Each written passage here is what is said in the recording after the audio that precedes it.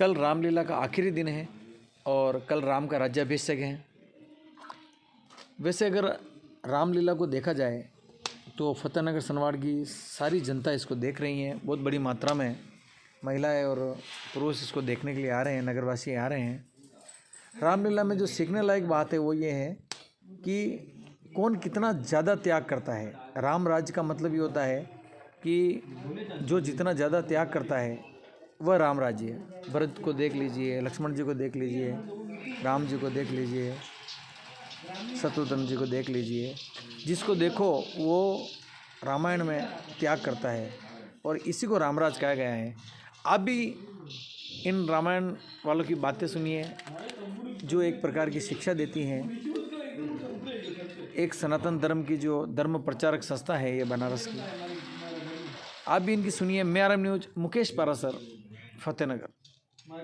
ऊपर वस्त्र नहीं है। हनुमान जी महाराज आपके सामने खड़े। ऐसा नहीं कि इनको बहुत पैसे मिल रहा है। मैंने कल यहाँ बोला था कि अभी तक 2,58,000 रुपए, कल मान लेके चलिए 2,70,000 रुपए आए थे और भी कुछ राशियां आई हैं, अभी मैं बोलूंगा, जो कि कई राशियां पहले की हैं, क्योंकि 6 लाख रुपए का आयोजन के खर्चे। पैसे मैंने नहीं रखता, पैसे तो कहीं 19-20 चलता रहता है। जितने दिन ठाकुर जी मुझसे ये करा रहे हैं मैं करने का प्रयास कर रहा हूँ, लेकिन मेरा मूल यही है। जैसे यहाँ परसों सुरपुरखा का नाक कटा था, नाक आज भी कट रहा है। मैंने बोला था कि पहले एक ही सुरपुरखा थी, आज बहुत सी सुरपुरखाएं हैं। कहीं ना कहीं माँ बाप, जैसे यहाँ कई पति पत्नी बैठे हैं, जब शादी होती है और शादी के बाद जैसे ही बच्चा या बच्ची होता है तो माता पिता का जीवन बच्चों के लिए जीना शुरू हो जाता है। वो अपना जीवन जीना बंद कर देते हैं, अपने लिए कम करेंगे, बच्चों और बच्चियों के लिए ज्यादा करेंगे, और बच्चे बड़े होंगे तो क्या करेंगे। आपको कहीं पैसे देने की जरूरत नहीं है। आपके माता पिता तो आपके भगवान तो आपके माता पिता है। अगर आप उनका दिल दुखा रहे हैं, आप रामलीला में पैसे दे रहे हैं, आप गौशाला में पैसे दे रहे हैं, आप मंदिर में पैसे दे रहे हैं और आपके माता पिता दुखी हैं घर में, तो उस पैसे का कोई मतलब नहीं है आपके। बिल्कुल ठीक है, हमारी बातें किसे अच्छी लगती हैं, किसे बुरी लगती हैं, वो एक अलग विषय है। बुरी भी लगे तो कोई फर्क नहीं पड़ता, क्योंकि कल समापन होगा, परसों चले जाएंगे। चुनाव लड़ना नहीं है कि वोट मांगने आएंगे। कोई कथावाचक है नहीं कि आप यहाँ आके आपको जजमान बनाएंगे। कोई संत है नहीं कि हम आपको दीक्षा देंगे। हम तो ये प्रचारक हैं। ये शरीर राम के काम आ रही है, इससे बड़ा सौभाग्य कोई नहीं है। किस दिन किस गाड़ी के नीचे आ जाए, किस दिन अटैक आ जाए, किस दिन कोविड जैसी बीमारी आ जाए, यहाँ से जाना है। ये जो शरीर है, ये जो एक कपड़ा ढके है ना, उसी तरीके से शरीर है। एक आत्मा को ये शरीर पहनाई गई है। ये शरीर भी किराए का है। ये जो शरीर है ये भी एक कपड़े की तरह है, एक आत्मा को पहनाई गई है। ये छोड़ के दूसरे में चली जाएगी। ये अमर है, ये सबको पता है। मेरा उद्देश्य बहुत अलग है। मैं चाहता हूं कि यहाँ जितने भी माएँ बैठी हैं वो अपनी बिटिया को अच्छा संस्कार दें, क्योंकि मेवाड़ में अगर संस्कार नहीं दे पाए, क्योंकि मेवाड़ कोई साधारण भूमि नहीं है। ये माँ पद्मिनी की भूमि है, जहां उन्होंने अपनी धर्म की रक्षा के लिए प्राणों की आहुति दे दी थी। तो कहीं ना कहीं हमारी बच्चियां लव जिहाद की शिकार न हो। हमारी बच्चियां कहीं ना कहीं आने वाला जो समय बदल रहा है, जरूरी नहीं है जो यहाँ भाईगण बैठे हैं उन्हें भी अपने पड़ोस की इज्जत को देखना चाहिए। जैसे अपनी बहन हो वैसे अगर पड़ोस में भी रह रही है तो भी हमारी बहन है। कहीं ना कहीं हमें इस भाव से, भगवान राम ने यही कहा है। भगवान राम और रावण बहुत बड़ा बलशाली था। भगवान राम से हर युग में बड़ा था। जिस पैसे के लिए हम दौड़ते हैं वो कुबेर उनके बंदी खाने में था। जिस काल से हम डरते हैं, रावण के बिना आदेश पे पूरे लंका में मृत्यु नहीं हो सकती थी। वो काल भी बंदी खाने में था, लेकिन रावण चरित्रवान नहीं था।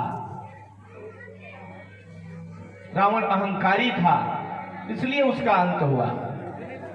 तो कहीं ना कहीं हमें ऐसे आयोजनों से सीख लेनी चाहिए। मैं इतना ज्ञानी नहीं हूं कि मैं आप लोगों को समझा सकूं, लेकिन पूरा उद्देश्य हमारा आयोजन करने का यही है। यहाँ नगर की कई गणमान्य व्यक्तिगण बैठे हैं। हमारे सम्मुख श्रीमान पूर्व नगर पालिका चेयरमैन साहब, जो कि मैं 3 दिन पहले वो राशि 4 दिन पहले बोली थी यहाँ पे, सुनील जी डांगी साहब, पूरे इस नगर में, पूरे फतेहनगर में सबसे मैं पैसे मांगा होगा, कहा होगा, लेकिन आप एक ऐसे व्यक्ति थे जो कि बिना कहे और जो सत्य कहे कि आपने राशि दी थी, वो मुझे बोलने पे मजबूर की कि पंडित जी जो आप कला को जीवित रखे हैं उसके लिए जितना भी धन दिया जाए वो कम है, क्योंकि ये कलाकार जीवित रहेंगे तभी आने वाली पीढ़ी कुछ न कुछ सीख पाएगी, इससे धर्म का भी प्रचार होगा। और आपने 21,000 रुपए बिना मांगे दिए थे। तो ये कहीं ना कहीं ऐसे लोग बहुत प्रेरणादायक हैं। मेरे सम्मुख चंचल जी सोनी दिल्ली थे 3 दिन से, कितनी भागम भाग जिंदगी रही होगी, और आप आज आए, पधारे और आप आके आयोजन में बैठे हैं। मुझे लगता है मैंने एक दिन यहाँ बोला था कि चंचल जी सोनी जैसे व्यक्ति अगर इस रामलीला को देख रहे हैं तो मतलब ये फतेहनगर की सबसे सफल रामलीला हो सकती है। मैं आपको नमन करता हूँ, बारंबार प्रणाम करता हूँ ऐसे व्यक्तियों को जो उत्साह बिजी होने के बावजूद भी, समय नहीं है फिर भी हम कलाकारों के लिए अगर आप समय निकाल रहे हैं तो ये कहीं ना कहीं वंदनीय है। मेरा उद्देश्य बहुत अलग है। मैं चाहता हूं कि आने वाला जो युवा है, सनातन धर्म से बड़ा कोई ग्रंथ नहीं है, मानव जीवन जीने से बड़ा कोई रामायण का कोई ऐसा एक भी चौपाई अगर मानव अपने जीवन में उतार ले तो उसका जीवन धन्य हो जाए। और जिस घर में नियमित रामचरितमानस का पाठ हो, मैं दावा करता हूं उस घर में कभी कलेश नहीं हो सकता। हम क्या है, अधूरे ज्ञान में फंसे हुए हैं। मेरा जो ज्ञान है वो अधूरा है। कहीं ना कहीं लोगों को ये लगता है कि हम बहुत ज्ञानी हैं, ऐसा नहीं है।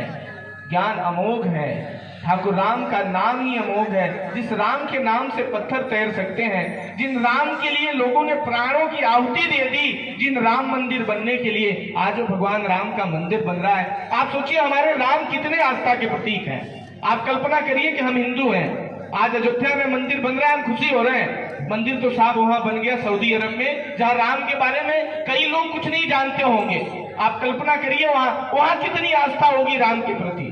हम तो राम के वंशज मानते हैं, ऐसा नहीं कि राम के वंशज क्षत्रिय होते हैं, हम सभी राम के वंशज हैं। राम हमारे आराध्य हैं, राम से बढ़ के जीवन में कुछ नहीं है। जो शिव, जो महादेव, जो कालों के काल महादेव, वो भी शिव को, वो भी राम को जपते हैं। कहीं ना कहीं राम कोई साधारण नहीं है जिनकी लीला आप देख रहे हैं। मेरा उद्देश्य यही है कि आप लोग इस लीला को देख रहे हैं। यहाँ बच्चे यहाँ इतने दिन लीला देखे, जरूर इन्होंने बहुत डिस्टर्ब किया है। मैं चाहता हूं कि आप सभी लोग अपने घर में हनुमान चालीसा इसीलिए यहाँ इतनी बांटी गई कि आप अपने बच्चों को पढ़ाएं। बड़े बुजुर्गों को जरूरत नहीं है, ठीक है उनकी एज है, उनको धर्म के प्रति ठीक है जुड़ा रहना है, लेकिन ये बच्चों के पता होना चाहिए कि हमारे दादा का, हमारे भैया का महत्व क्या है, हमारे पिता का महत्व क्या है, हमारे समाज में हमें कैसे रहना चाहिए, हमारा पड़ोसी कैसे होना चाहिए। भगवान राम सुमंत को, सुमंत मंत्री थे लेकिन उन्हें चाचा कह के संबोधित किया, कभी सुमंत नहीं कहा उन्होंने। क्या उनका आदर्श रहा होगा। लेकिन कहीं ना कहीं हम इसे मनोरंजन से देखते हैं, क्योंकि रामलीला आज के 40 साल पहले मनोरंजन ही हुआ करती थी। उस समय टीवी मोबाइल नहीं था। आज कहीं ना कहीं लोग कहते हैं हमने टीवी पे रामलीलाएं देख ली। मैं दावा करता हूं आपने टीवी पे बहुत रामलीला देखी होगी, लेकिन ऐसी रामलीला टीवी पे आपने कभी नहीं देखी होगी जितने दिन यहाँ लोग रामलीला देख रहे हैं। टीवी पे आपको ये चीज नहीं दिखाया जाएगा जो आप यहाँ देख रहे हैं। तो मेरा निवेदन है, कल इस कार्यक्रम का समापन दिवस होगा, आप सभी कल यहाँ प्रसाद भी वितरण होगा। कल भगवान राम के राज्याभिषेक में आप सभी सादर आमंत्रित हैं। मैं आप सभी से निवेदन करूंगा कि कल भगवान राम के राज तिलक में आप सभी अधिक से अधिक संख्या में, पूरी गाड़ी सुबह से शनिवार से लेके आसपास गांव में भी घूमेगी। आप सभी परम सौभाग्यशाली हैं कि एक तरफ अयोध्या में भगवान राम का मंदिर बन रहा है और एक तरफ आपके नगर में रामलीला हो रही है। राम हम सभी के प्रतीक हैं। मैं चाहूंगा कि कल राज तिलक में यहाँ एक जन सैलाब हो और जिनसे जो बने कल समापन में आप सहयोग कर सकते हैं, क्योंकि ये जो आयोजन है आप लोगों के सहयोग पर है और आप लोगों ने